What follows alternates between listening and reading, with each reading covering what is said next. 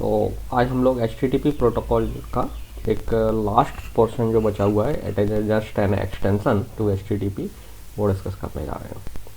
तो जैसा कि मैंने बताया था कि HTTP प्रोटोकॉल जो है उसकी it is a client server based protocol, so it has its own limitations. HTTP is a client server based.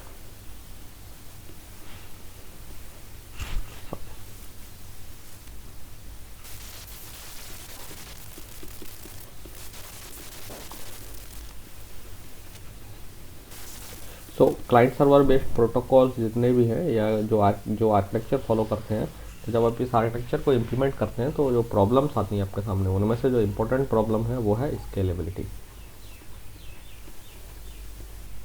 Issue. Okay, so problem क्या होती है कि जब आपका कस्टमर बेस बहुत बड़ा है, so you have a server suppose that, and your users are geographically distributed. Let's say this is whole world and users are geographically distributed throughout the world. So what happens, those users request, all of those request goes to your server. One minute.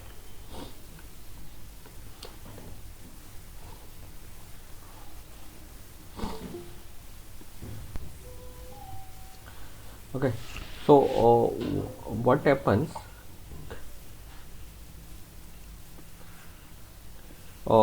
those users that are near to the server will have less response time.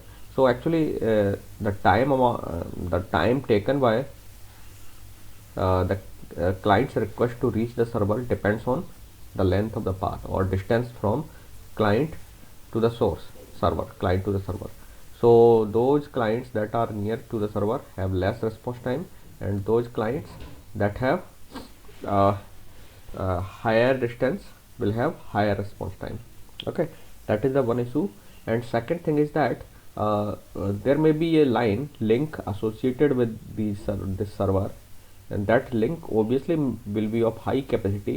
But what happens, the all traffic of these clients between client and server which goes through this link. So at sometimes or at during peak hours, this line become a choking point, or you can say that it creates a performance bandwidth bottleneck or performance bottleneck. So this is the problem that server generally faces. Okay, so that means server finds it difficult to serve a large set of customers that are distributed throughout the world. Okay, and also customers faces larger response time that are having a higher distance from the server. So those clients will have higher response time. Okay, so to the solution to the problem, this problem has been identified like with the help of a web server. So what we do, so suppose that now there may be a geographical area. Let's say there may be a country, let's say like India, and suppose your server is in somewhere in US. So this is the server. Maybe you can imagine any service like it may be a Facebook, or it may be a Google service or Gmail service like that, or it may be a YouTube server. So what the organization does, it will just deploy a proxy somewhere in India. This is called wave server or wave cache, or simply cache, or proxy server.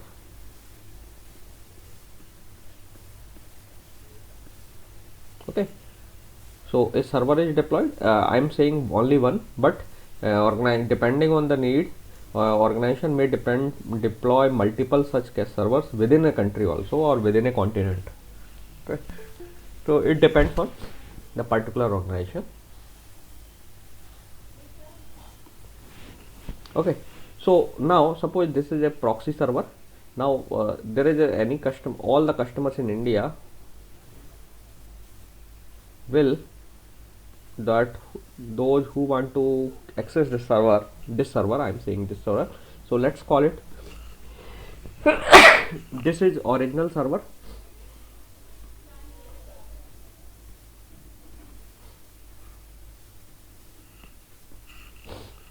Okay, so it is called actually origin, not original. So this is actually actual server, we call it origin server. And now whenever a client request, so suppose the first time this server is deployed, so this server has nothing, no data is there. So when suppose this client sends a HTTP request, so HTTP request come to this server. Okay, so now what we are doing, we are just making a redirection. So rather than sending the request to this server, we are said that it is made that the client's request should go to this proxy server. Okay, so that means you and client is not aware about that. ध्यान रखना, you should remember that client को इसके बारे में पता नहीं है, और client के सर्वर जो रिक्वेस्ट है जस्ट रीडायरेक्ट की जाती है, और ये रिक्वेस्ट रीडायरेक्शन कैसे हो जाता है, सिंपली डीएनएस की एंट्री चेंज करके. ठीक है, we will see that. So just with the help of DNS, these requests can be easily redirected to this proxy. So now client की जो रिक्वेस्ट है यहाँ ओरिजिन सर्वर से ना पहुँचते हुए इस प्रॉक्सी सर्वर के पास रिडायरेक्ट कर दिया आपने. नाउ क्लाइंट ने सपोज एक डॉक्यूमेंट मांगा है, let's say that document is D1, and now this D1 obviously जब इनिशियली ये सर्वर स्टार्ट हुआ है D1 मेन will not be there, obviously कुछ नहीं होगा इनिशियली इसके पास. So this HTTP request will be forwarded by this proxy server, or say the proxy server will make a request for document D1 to the origin server. So it will send another HTTP request to the origin server, and origin server will return this document through HTTP response. Okay, this is also a HTTP request, but I have not written here. Now original server have returned the document to the proxy server. Now this proxy server will return the document, or actually will forward this response to the client. Okay, you can call it C1. Okay. So now this document is returned to the C1, so C1 is happy now. Okay, so initially C1 will see comparatively higher response time. Okay, but next time what may happen, C1 another client C2 may require same document D1, so it will again send a request, and now it will get the response from here, because this D1 is stored here on the wall. ठीक है, सो जैसे ही HTTP response origin server से D1 का जो value के साथ जो ना प्रॉक्सी सर्वर को मिलता है, कैश सर्वर को, तो प्रॉक्सी सर्वर या जो कैश सर्वर है ये डॉक्यूमेंट D1 को अपने पास स्टोर कर लेता है. तो दैट मीन्स ये कैसे कैश कर लेता है. ठीक है, so it maintains a cache of the documents. Okay, and it keeps the copies of the documents. So अगर रिक्वेस्ट उस डॉक्यूमेंट के लिए आती है तो आप उसे यहीं से डिलीवर कर देंगे. So now each the request for D1, जो भी इनमें से कोई भी क्लाइंट D1 के लिए रिक्वेस्ट करता है आप उसे लोकली ही सर्व कर देंगे. You will not put any burden on the original server, और ओरिजिन सर्वर पर बर्डन के साथ साथ इन दोनों के बीच यहाँ आपने सारी रिक्वेस्ट को चूँकि लोकली सर्व कर दिया है, सो ओबियसली जो ट्रैफिक है विद इन इंडिया ही रहेगा, बाकी कंट्रीज के थ्रू जहाँ से भी पास करता था वहाँ अब नहीं जाएगा. So ultimately it will help internet to reduce the amount of traffic on the internet.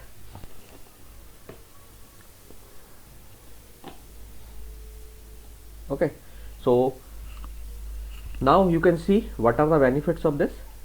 So first benefit is that reduce the response time to the clients.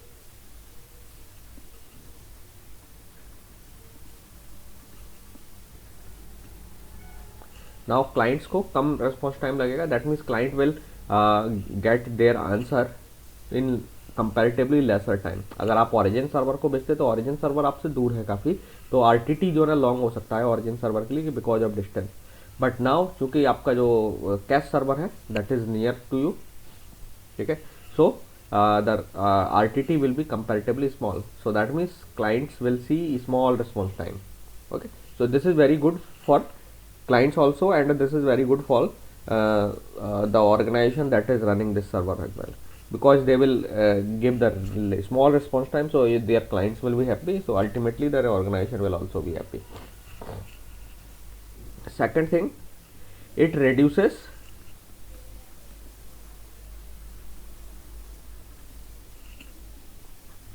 the amount of traffic at the link that is associated with the server. So server के जो link associated है, it reduces the amount of traffic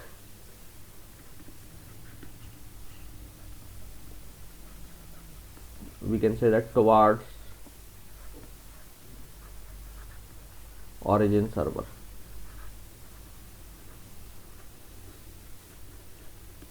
okay, so traffic हटेगा तो obviously origin server पर load भी कम हो जाएगा. सो reduces load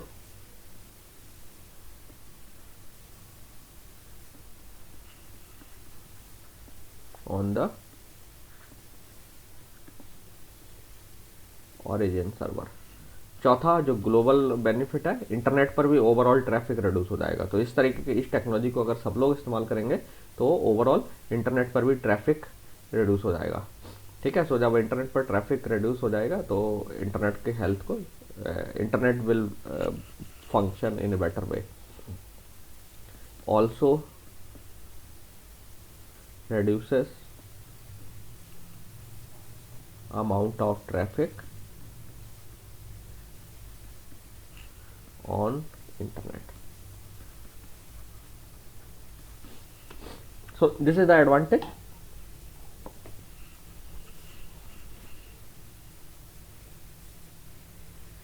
Now whenever we introduce a new technology, always it also have some drawbacks also. Advantage हैं बहुत सारे, but it also brings a new drawback there. So या you can say that it creates a challenge for the organization also. What challenge is that? The challenge is that you need to do cache management now.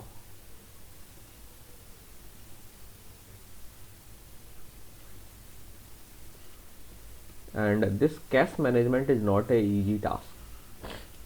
Cash management से मेरा मतलब ये है कि आपको यहाँ पर कौन से डॉक्यूमेंट को कैश करना है, किस डॉक्यूमेंट को कैश करना नहीं करना है, ये आपको डिसाइड करना पड़ेगा. सो जनरली जो कैश मैनेजमेंट है, आपने ऑपरेटिंग सिस्टम में भी पढ़ा हुआ, लोकेलिटी ऑफ रेफरेंस के बेस पर हम जनरली करते हैं. So principle of locality of reference जो है that helps a lot to do cache management. So इसमें हम क्या करते हैं, जो डॉक्यूमेंट रिसेंटली एक्सेस हुए हैं हम उन्हीं को ज़्यादातर कोशिश करते हैं उनको ही प्रिजर्व किया जाए. ठीक है, और या जो डॉक्यूमेंट्स हैं, जैसे आपने ये locality of reference actually code के केस में रेफर होता है. सो अगर आपने रिसेंटली इस कोड को एग्जीक्यूट किया है तो हाई चांसेस है कि आप नियर बाय में रिसेंटली यहीं से कुछ इंस्ट्रक्शंस या कोड्स को एग्जीक्यूट करेंगे.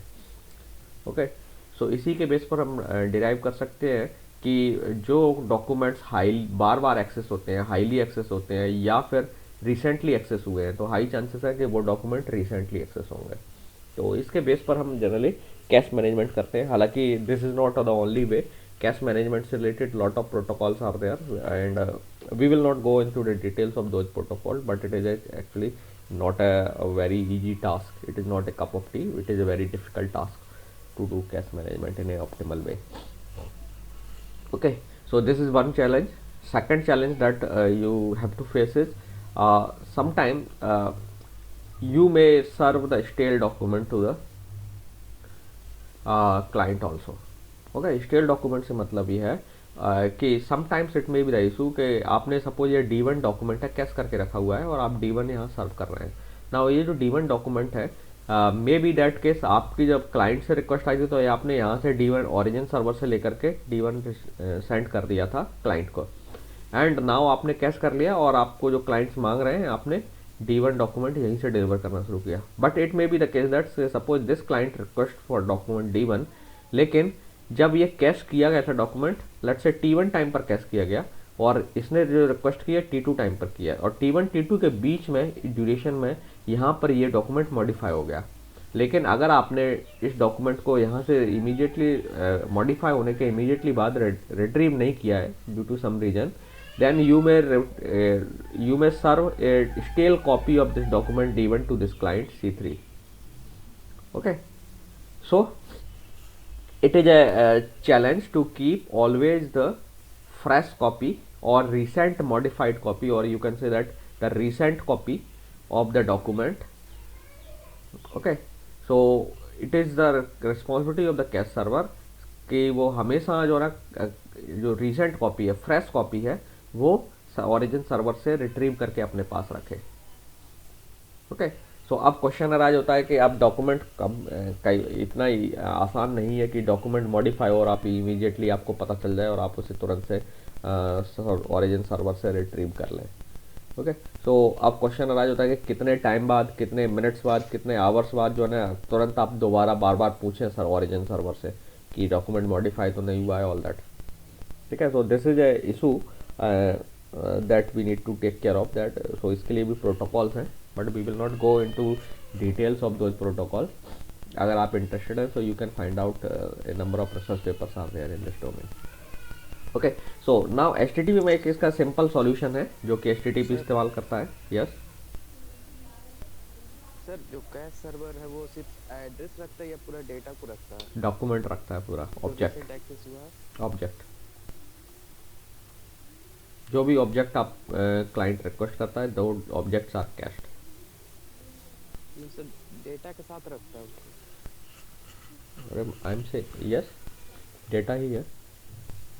आपने HTTP प्रोटोकॉल एड्रेस रखता है सर, तो उसमें दिक्कत हाँ, नहीं होता। एड्रेस रखने से क्या फ़ायदा होगा?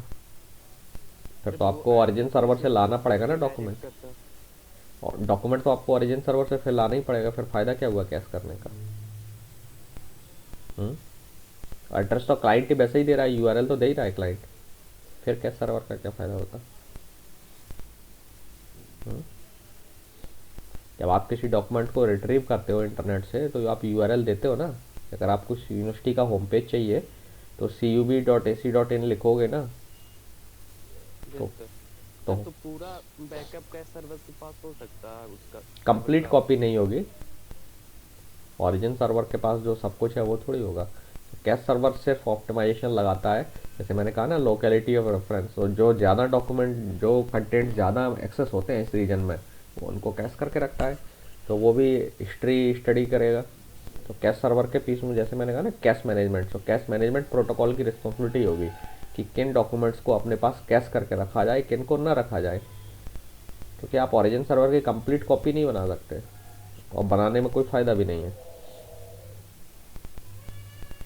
ठीक है ना, तो अदरवाइज आप ओरिजिन सर्वर का एकदम डुप्लीकेट बना सकते हैं, लेकिन उससे क्या होगा, फिर दोनों कॉपीज में सिंक्रोनाइजेशन रखना पड़ेगा, सेम होना चाहिए, जो यहाँ चीज़ है वो यहाँ भी अवेलेबल होना चाहिए। फिर वो ओबियसली आपकी कॉस्ट बढ़ जाएगी। सो जनरली हम कैश सर्वर उतना पावरफुल नहीं बनाते हैं जितना कि ओरिजिन सर्वर होता है। कैश सर्वर का काम सिर्फ डॉक्यूमेंट्स को कैश करना है, सो दैट लोकली आप सर्व कर पाएँ। अगर उसके पास नहीं होगा डॉक्यूमेंट, देन वो रिक्वेस्ट को फॉरवर्ड कर देगा ओरिजिन सर्वर के पास।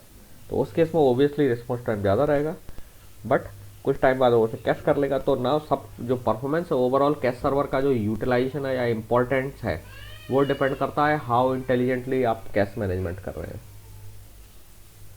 कितने इंटेलिजेंट वे में आप कैश मैनेजमेंट कर रहे हैं। अगर आप कैश मैनेजमेंट इतना कर रहे हैं कि आपकी जो भी रिक्वेस्ट आती हैं लोकली सर्व ही नहीं हो पाती हैं, तो that means your cash management protocol is not doing good. Okay, so cash management protocol is very important here. So protocol का जो हिट रेशियो है, इससे हम हिट रेशियो बोलते हैं कि कैश मैनेजमेंट प्रोटोकॉल का हिट रेशियो काफ़ी अच्छा होना चाहिए कि आपका क्लाइंट डॉक्यूमेंट मांगे और वो आपके पास हो, मेजॉरिटी ऑफ द केसेस में। तो जब आपको डॉक्यूमेंट, क्लाइंट ने आपसे डॉक्यूमेंट मांगा, वो आपके पास है, तो you say that hit have awkward.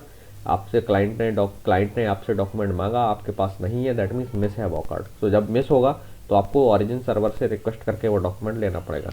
तो अब आपको डिसाइड करना है कि ये डॉक्यूमेंट कैश करना है या नहीं करना है। तो इसके लिए आपको ह्यूरिस्टिक डिसाइड करना पड़ेगा। तो उसके लिए आपको बिहेवियर स्टडी करना पड़ेगा क्लाइंट्स का, पास्ट बिहेवियर के, क्लाइंट्स किस टाइप के, कौन सा डॉक्यूमेंट है जो सबसे ज़्यादा एक्सेस होता है, कौन सा डॉक्यूमेंट जो सबसे ज़्यादा मांगा जाता है। ठीक है ना। Yes sir. तो इसमें कैश मैनेजमेंट बहुत इंपॉर्टेंट है। ओके, सो नाउ जो दूसरा इशू था वो है स्टेल कॉपी और फ्रेश कॉपी के बीच का। So sometimes it hello may sir. बी, हाँ। सर ये जो प्रॉक्सी सर्वर होगा और हम्म, जो मेन सर्वर होगा, दोनों का आईपी एड्रेस डिफरेंट होगा या फिर सेम होगा? ओबियसली जैसे डिफरेंट होगा, ओबियसली डिफरेंट होगा। बोथ आर डिफरेंट सर्वर, दोनों का पर्पज कॉमन है, वो एक ही ऑर्गेनाइजेशन को अगर बिलोंग करते हैं, but their IP will be as different. हाँ कोई हाँ अगर डॉक्यूमेंट हमको चाहिए हाँ तो हाँ सर प्रॉक्सी सर्वर नहीं है, तो हाँ। फर्स्ट ऑफ ऑल वो तो मेन को रिडायरेक्ट करेगा ना सर? नहीं, मेन को रिडायरेक्ट नहीं करेगा। इनका यूआरएल सेम होगा, जो आप होस्ट नेम बोलते हो, www, जैसे www.google.com, दोनों ही google.com है, लेकिन इनके आईपी अलग होंगे। तो ये चीज़ें डीएनएस में करते हैं कि जैसे www.google.com में है मल्टीपल आईपी।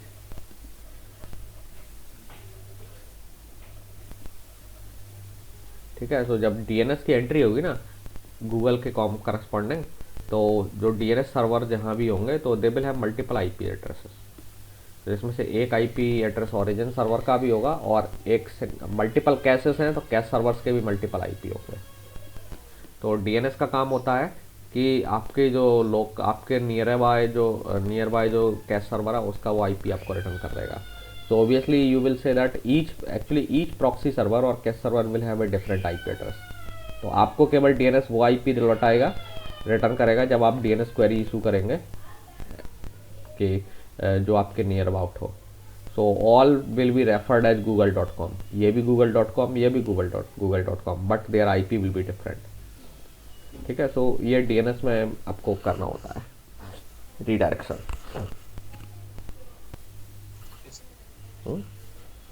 क्योंकि इंटरनेट में तो आपको वैसे भी मालूम है कि अगर दो सर्वर हैं, both server can not have same IP address.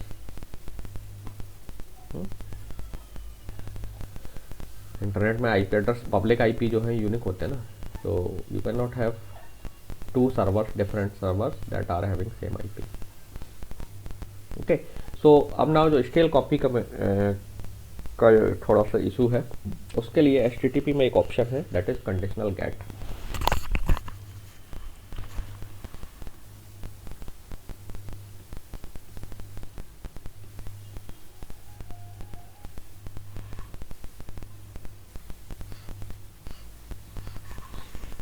जैसा कि मैंने बताया कि समटाइम्स व्हाट हैपन्स कि एक सपोज डॉक्यूमेंट डी है and D was modified at some date, let's say D was modified on 1st January 2021, okay, and this D1 was requested by the client C1।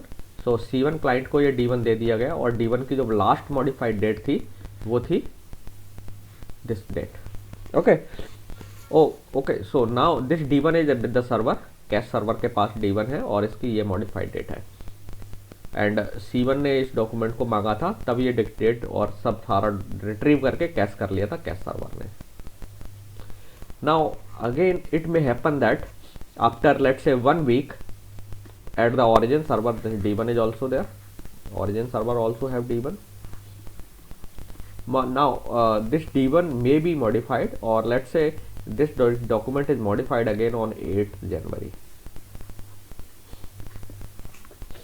Now अगर 1 से 8 तारीख से पहले और 1 के बीच में जितने भी रिक्वेस्ट आती है, कैश सर्वर सब उन सब क्लाइंट को एक्चुअली फ्रेश कॉपी दे रहा है। लेकिन नाउ इमेजिन करिए कि 8 के बाद जो रिक्वेस्ट आती है, 8 के बाद जो रिक्वेस्ट आती है, लेट्स से एक C2 क्लाइंट है, उसने रिक्वेस्ट किया, और अगर इस रिक्वेस्ट को यहीं से सर्व कर दिया गया तो क्या होगा, आप जो है 1 जनवरी 2021 का मॉडिफाइड डॉक्यूमेंट दे रहे हैं C2 को, कैश सर्वर दे रहा है, तो इसका मतलब cash server is delivering a stale copy to the client C2, है ना। सो हमें इंश्योर करना है कि आप जो है ना फ्रेश कॉपी दें। सो नाउ कैश सर्वर की रिस्पॉन्सिबिलिटी है कि ये टाइम टू टाइम पूछता रहे ओरिजिन सर्वर से क्या ये डॉक्यूमेंट मॉडिफाई हुआ है, अगर मॉडिफाई हुआ है तो आप मुझे डिलीवर कर दीजिए।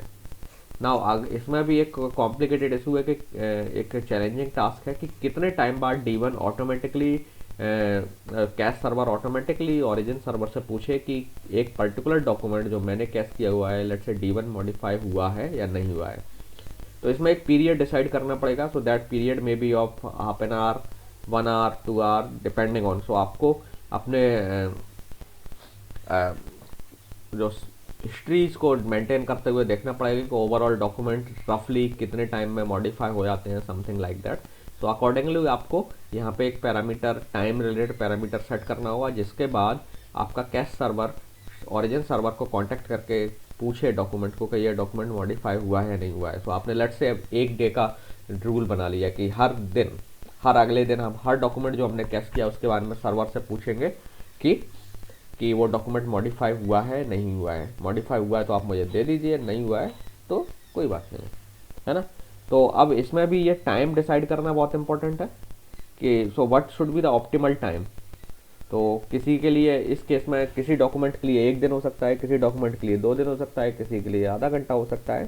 सो आपको एनालाइज करके ये आपका काम, जो एडमिनिस्ट्रेटर होगा, ये दोनों जो वेब एडमिनिस्ट्रेटर होगा जो इन सर्वर्स को एडमिन कर रहा है, उसकी रिस्पॉन्सिबिलिटी होगी कि एक ऑप्टिमल टाइम फाइंड आउट किया जाए जिसमें डॉक्यूमेंट को कैश सर्वर पिंग करके सर्वर से, ओरिजिन सर्वर से पूछे कि ये डॉक्यूमेंट मॉडिफाई हुआ है या नहीं हुआ है।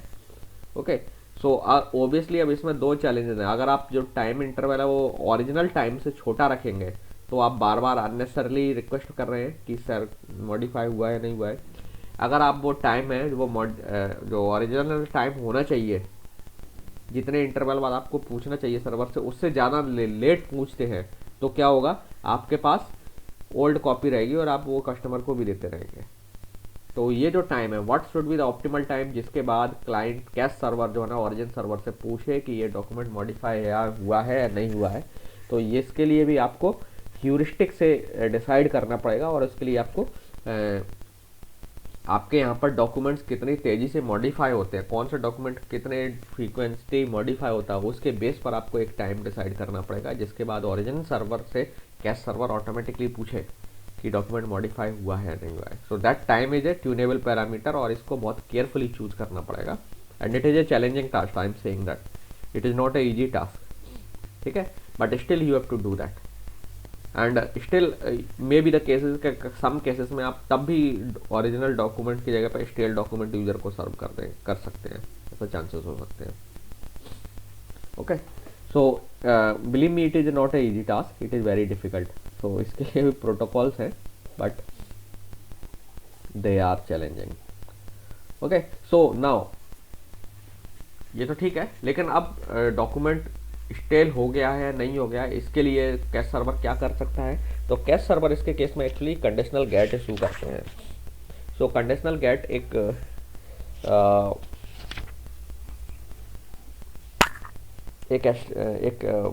मैकेनिज्म है जिसमें हम क्या करते हैं कि जो क्लाइंट है, सॉरी इस केस में क्लाइंट आपका कौन होगा, कैश। तो ध्यान रखना है कि आपका जो कैश सर्वर है ये दोनों डुअल रोल प्ले कर रहा है। कैश सर्वर आपका डुअल रोल प्ले करता है। कैसे? जब ये क्लाइंट से इंटरेक्ट करता है, जब क्लाइंट की रिक्वेस्ट को सर्व करता है तो it is behaving as a server, है ना। और जब ये प्रॉक्सी से, सॉरी ओरिजिन सर्वर से कम्युनिकेट करता है then it becomes client. Okay, so आपका ये जो है कैश सर्वर जो है it plays both the role, it also plays the role of the server, it also plays the role of the client. Clients जो है उनके लिए ये सर्वर है और ओरिजिन सर्वर के रेस्पेक्ट में it is a client. So you should remember that. So obviously जब ये ओरिजिन सर्वर से कम्युनिकेट करता है तो क्लाइंट की तरह बिहेव करता है, so that means it will send request messages. So ये एक्चुअली कंडीशनल, जब इसे जानना होता है कि एक डॉक्यूमेंट मॉडिफाई हुआ है नहीं हुआ है तो उसके लिए ये कंडीशनल गेट इशू करता है। तो कंडीशनल गेट एक मैकेनिज्म है जिसमें एक्चुअली ये क्या करता है कि एक HTTP पैकेट बनाता है और HTTP पैकेट में जो एक HTTP पैकेट की फॉर्मेट होती है वो आपका रिक्वेस्ट लाइन रहेगा, देन हेडर लाइंस जो भी रिक्वायर्ड है वो रहेंगे, लेकिन ये हेडर लाइन में एक लाइन और ऐड करता है जिसे हम कंडीशनल गेट, ध्यान रखना इस केस में कंडीशनल गेट में मेथड गेट होना चाहिए। मेथड इज गेट, फिक्स होगा मेथड, और कोई मेथड इस्तेमाल नहीं हो सकता। So get method will be always there and एक जो है आपका ऑप्शन इस्तेमाल होगा, हेडर ऑप्शन, इफ मॉडिफाइड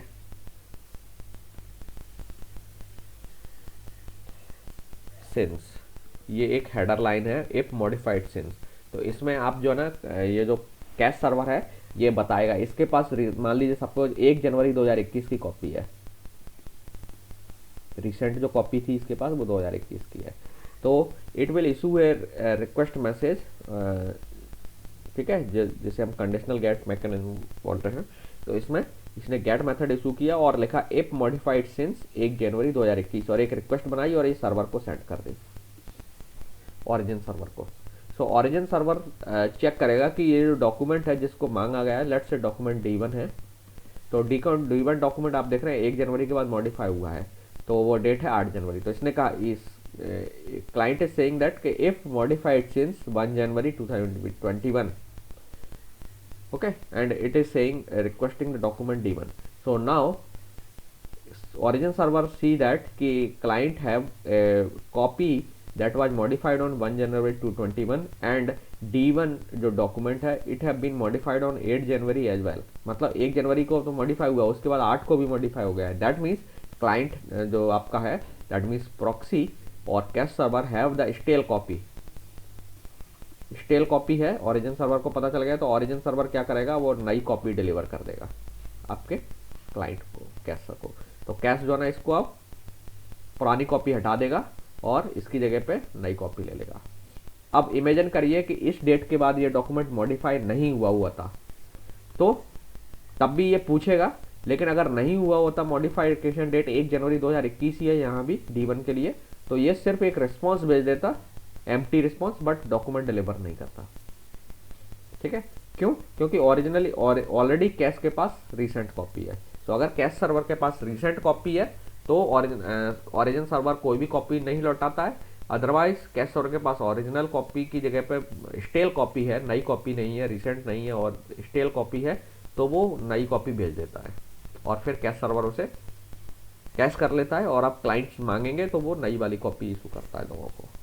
ठीक है, so this is how conditional get works. So now अब क्वेश्चन अराइज होता है अगेन, जैसे अभी मैंने कहा कि कंडीशनल गेट कितने टाइम बाद इशू की जाए,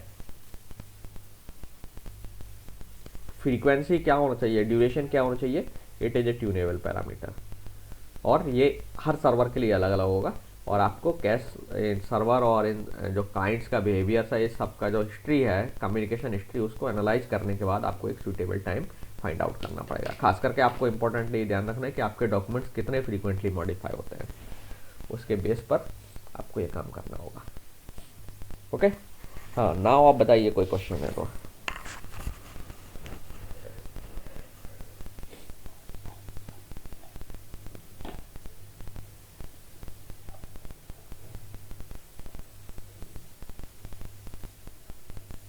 क्वेश्चन